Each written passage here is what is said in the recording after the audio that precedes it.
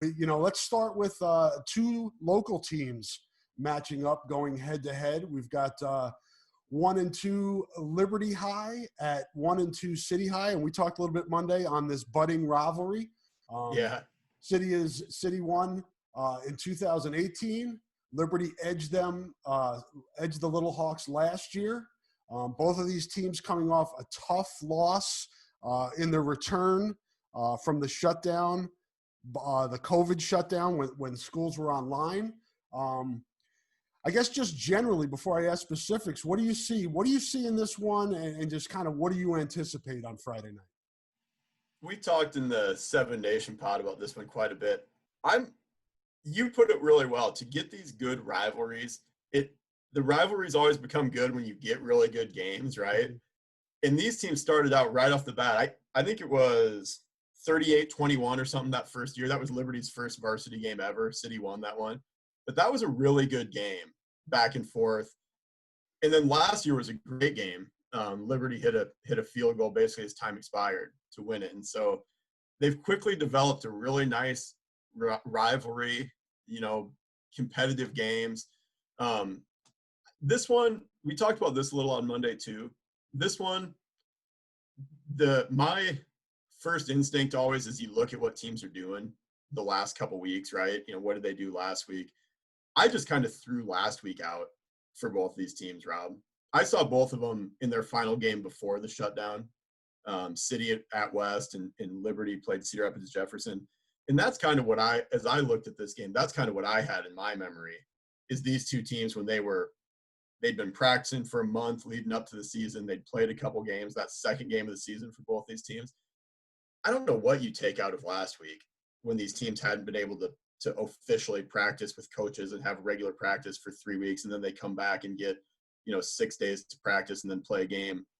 And both those teams played teams that had continued to play, so I think it's important to mention too, Ryan, in addition to that, and we mentioned this on Monday, it wasn't like when they weren't playing games that they were having practices with the coaches. They had to practice on their own. So that's right. It's not only that you're away from competition, you're away from development. Right. And exactly. I mean, going 3 weeks without playing a game, I mean, you see it in a normal year, what teams look like in that first game and what coaches think that they look like in that first game when you haven't played since, last fall or in the, right. In college, you haven't played since spring, but even in spring, you're playing against one another and just the way teams look early. And that's when you're practicing for multiple hours a day, and they were able to do things together. And I think from talking to people, all those 3 Iowa City schools did a really good job. The kids showed some leadership. They got together and the coaches could communicate with them, via however they wanted to, Zoom or email or whatever. And give them workouts, challenge them. But that's not like playing a game with the adrenaline that comes on Friday night and the game, the quote unquote game shape, but all those things. So they both lost last week.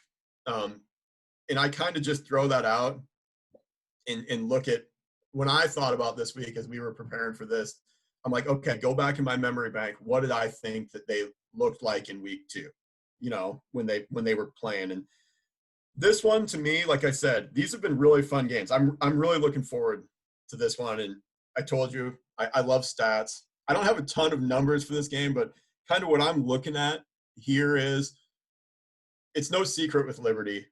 And since Jeff Gordon's been there, since they've had their varsity program, this is probably the worst kept secret of this game, like terrible analysis. They want to run the ball. I mean, that's what they're built around. They've gotten better each week. I think they rushed for like 95 yards against West High, which is very, on Liberty. They were breaking in some new linemen. But they've gotten better each week. Last week, they had season highs in their first week back. They had season highs in points, total yards, yards per play. So they're making progress on offense. The thing that you're looking for in this game is it seems pretty simple, but their ability to run versus City High's ability to stop the run. Obviously, it's the most elementary thing in football kind of, but the big thing for me is what can Liberty get out of its passing game? Because City High is going to, as you might expect, they're going to, I would imagine, Coach Sabers is going to have a really good plan. I imagine they're going to have a lot of guys at the line of scrimmage, a lot of guys in the box. What can Liberty do in its passing game? It was better last week. James McKinney and Ty Hughes kind of shared the quarterback duties, it looked like, last week. James McKinney's a really good athlete. He's really important in their run game. He threw for 74 yards last week, so hopefully that's something that he can kind of build on. And then that's going to be, I think, the big key for them is if they're not able to pound out, 200 yards against City High rushing, what can they get out of their pass game as far as moving the ball? And then for City High, it's kind of the same thing, quarterback play. I mentioned this the week of the West High game. And I don't remember who I was talking to, but I said, after that West High game with City High and it got away from City High, what I think was kind of going, and then you have the shutdown, what I think kind of went untalked about a little bit for them was Rafe Hamilton is playing really, really good football for them right now, Rob. That's, City High senior quarterback Rafe Hamilton. He's been really good. He's playing, and he's a 3-year starter, but he was really good in that West High game. And that kind of goes unnoticed when the game gets away from you a little bit. But Rafe's thrown for 460 yards and 4 touchdowns, rushed for 198 yards and 3 touchdowns, and he's averaging 5 yards a carry. And he's a big physical kid. And that's kind of, as I look at this game, if something could tip the scales either way and what I think is a really even game, experience at quarterback, right? I mean, you have a 3-year quarterback. He's been in this game both times. He's been in rivalry games.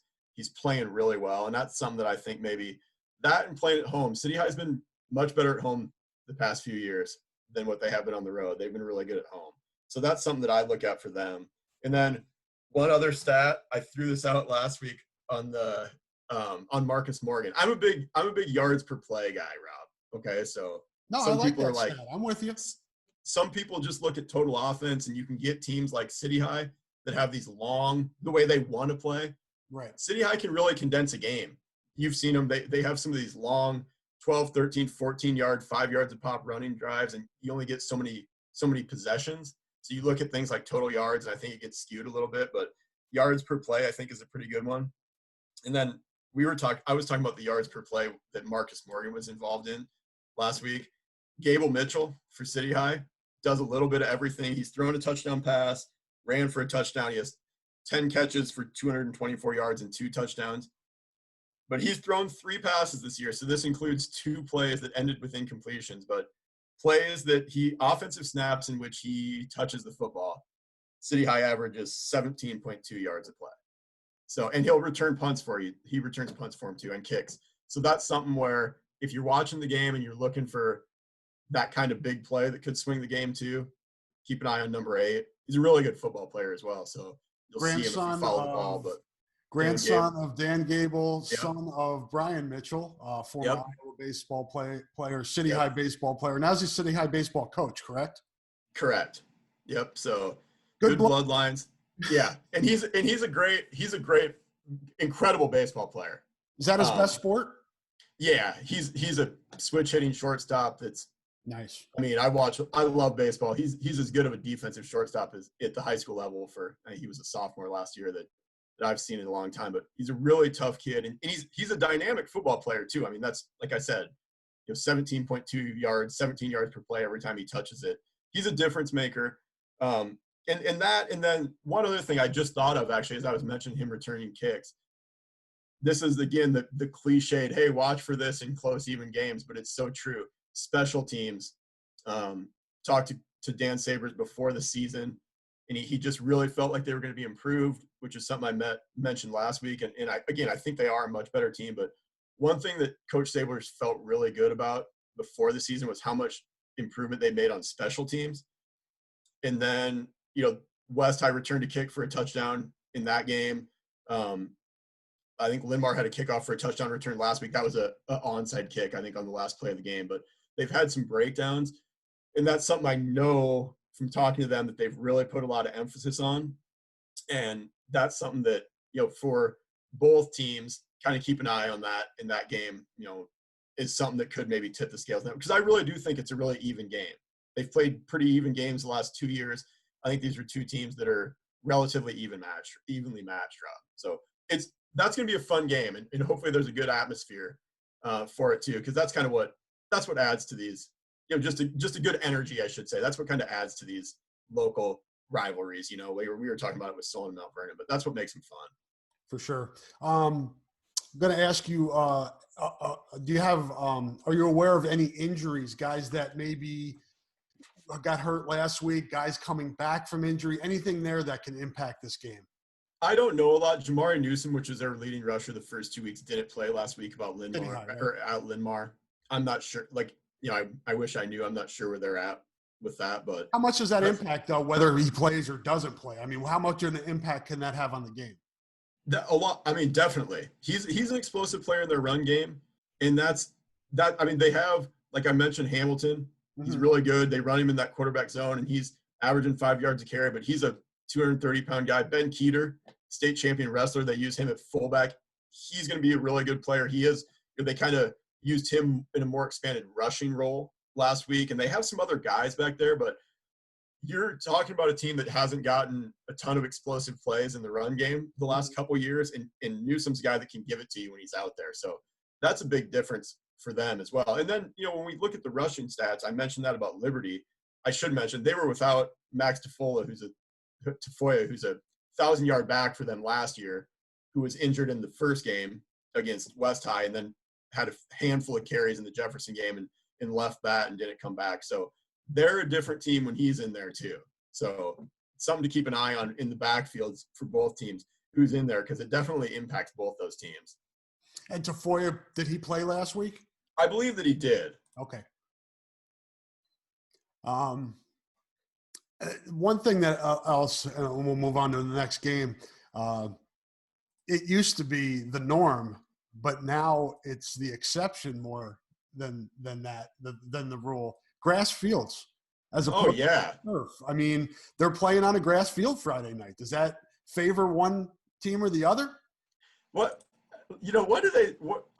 You're so right, because that was, for the longest time, I remember when I was in high school and guys would go play at the Unidome, and it was because you're playing on turf, and what's it going to be like playing on turf and all this stuff. And now you're right, it's just kind of, I mean, West has turf, and Solon has turf, and Clear Creek has turf, and and Liberty has turf, and now it's like you play. Now when you talk to coaches, it used to always be, hey, can we find some turf to get on if we're going to play Cedar Falls? And now it's like, hey, can we find some grass? Can we get on our grass practice field because we're going to play on somebody that has grass? It's kind of the way it's become. But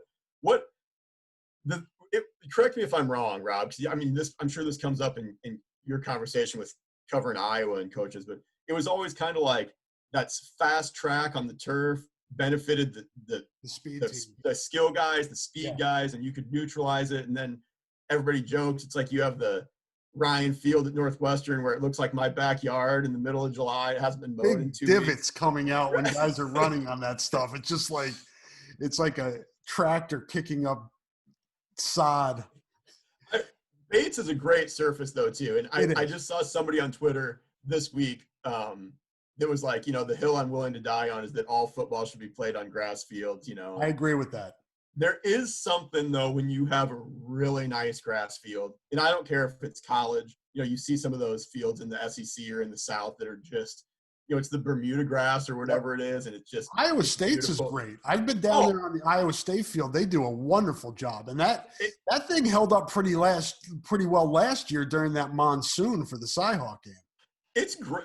And again, I think it's great. It's just the thing you worry about in Iowa is what, you saw it a couple of years ago when they played Drake, or, even I think late in that season, they played K-State, and you get some rain, and then you get an early frost or an early freeze, and, they're heating it, and they've got the blanket on it and everything that some of these high schools can't even do. But no, that's another one that looks great. Bates, what I think maybe it is, I think these teams are similar athlete-wise. They both really want to run the football, and that's what they did last year.